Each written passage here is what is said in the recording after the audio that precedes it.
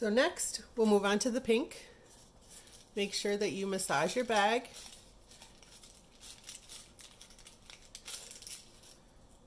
And you can cut a slightly larger hole in the pink because we are just going to be doing filling in your cup.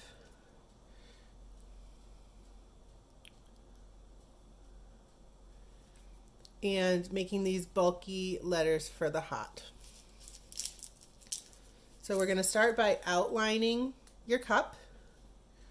And again, you apply pressure and let some icing come out to attach to your cookie, and then you lift and you let gravity do the work for you. And then we're going to touch down again. We're going to do the same part over here. Touch, lift, touch down again. And again, you're gently squeezing with the same pressure the whole time. It does take some practice, but I like to tell everybody that takes my classes, the great thing about cookie decorating is you get to eat it at the end. There's no evidence. If you don't like the way it looks, just eat it. We're going to outline the handle as well.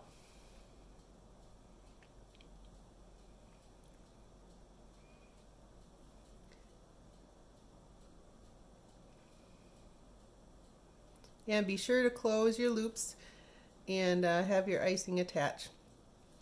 So now we're going to start filling in once you're happy with that outline. And let me just show you. If you're not happy with part of the outline, you can use your tool or something to scrape with. You can lift off that icing. I always have a wet paper towel nearby to wipe my fingers and for any of this sort of stuff. And then you can go ahead and redraw that line the way you want it.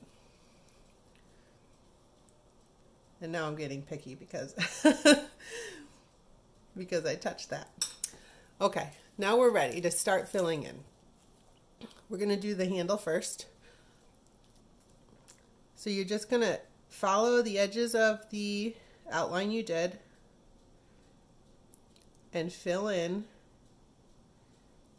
And then you're going to use this toothpick tool and you're going to gently just wiggle it along your icing, and that little bit of motion, that little bit of vibration will help your icing smooth out into a nice finish.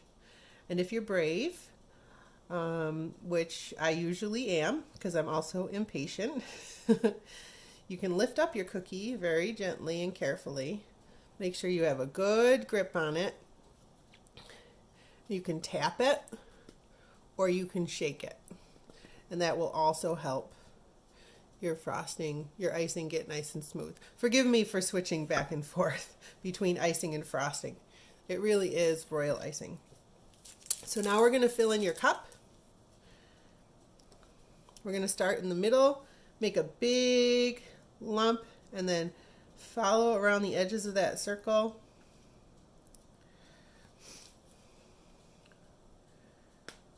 And this is to make sure that your icing doesn't flow outside of those little outlines you gave it.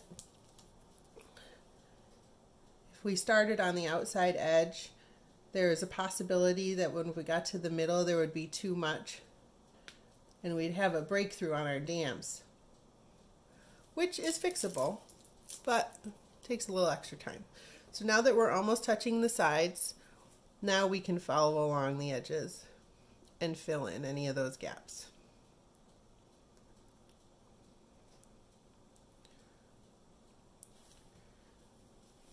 And this is a fancy little swiveling tray that helps you get to all the edges of your cookie without having to pick it up too much. You can definitely use a cake stand if you have that, or even a paper towel on your counter will work the same way. So again, we're going to use our toothpick tool and encourage all that icing to fill in any tiny little holes we would have from laying it down. Smooth it out. Now the next step is important that you do quickly, adding the hearts because they become one with this pink icing, the red hearts. So we want to do it while the pink icing is still relatively wet.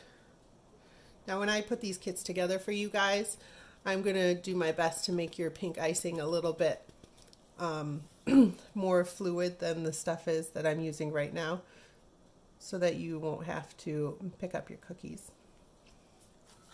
So have your red icing ready. Again, the size hole on this, I'd stay towards the smaller side. I always do, because like I said, you can cut it bigger. But to make your hearts, you're gonna do a circle, a little circle, and just pull down. And then another one right next to it, and just pull down. And if you want to do them in a straight line across, generally 3 is a good number.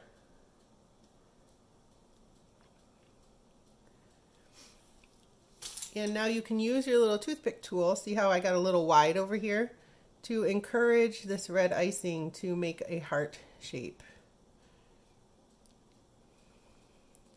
Give it a little point, pull out the sides.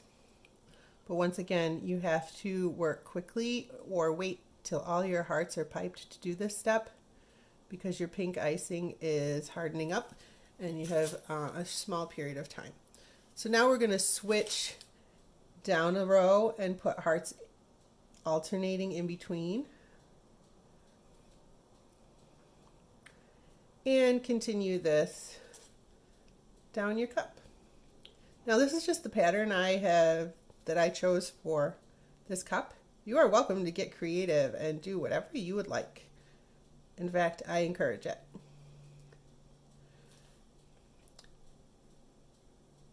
Almost done.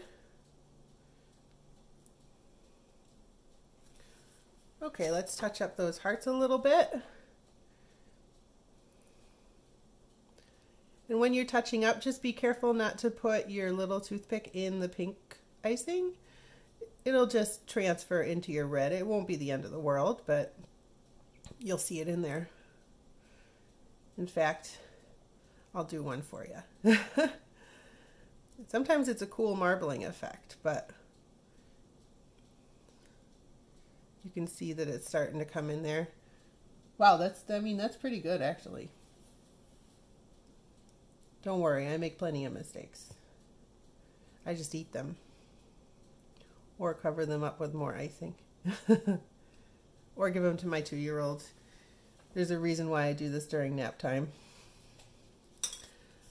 Okay, so next step is we have to switch to our red cookie because this needs to dry for a little bit. You'll notice on my sample that the white and the I love you in the handle is raised. That means that this layer crusted over before I put those layers on, along with all the marshmallows and everything, because I didn't want them to sink into the cup. Crusting over usually takes, maximum 10 minutes. It's not a long time. So we'll just switch on over to our red hot stuff mug.